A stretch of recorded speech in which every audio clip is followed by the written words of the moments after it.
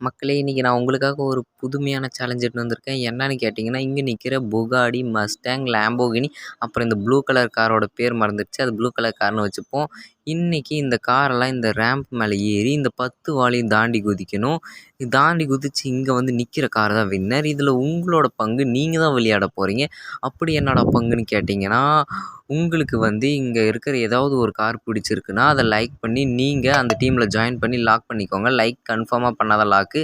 சரி வாங்க first car வந்து ப்ளூ கலர். இத சூஸ் பண்ணவங்கலாம் ஃபர்ஸ்ட்டு கார் இல்லன்னா ப்ளூ கலர்ன்னு கமெண்ட் பண்ணிருங்க.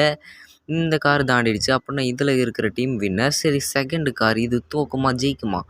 இதெல்லாம் ஸ்பீடுக்கு பேர் போன காரு. இதுவும் ஜெயிச்சிடுச்சு. அப்படின்னா என்ன அர்த்தம்? நீங்க இந்த டீம்ல இருக்கிறவங்க வின் பண்ணிட்டீங்கன்னா செகண்ட் கார் அப்படி இல்லன்னா லேம்போகினி இல்லன்னா கிரீன்னு கமெண்ட் பண்ணிருங்க.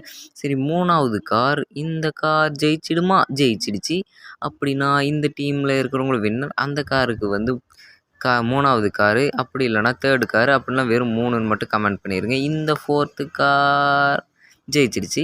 இதுக்கும் வந்து 4த் கார்ன்னு கமெண்ட் பண்ணிருங்க. இல்லன்னா பிளாக் கலர்ன்னு கமெண்ட் பண்ணிருங்க. பிளாக் கலர்ன்னு. சரி இது என்ன நேரம்? வெற்றியை கொண்டாடுறதுக்கான நேரம். எல்லா காரையும் வெடிக்க வச்சிடணும். தோக்கிற காரை மட்டும் தான் வெடிக்க வைக்குவேன். ஆனால் ஜெயிச்ச காரையும் வெடிக்க வச்சிட்டேன். ஏன்னா எல்லாமே ஜெயிச்சிடுச்சு.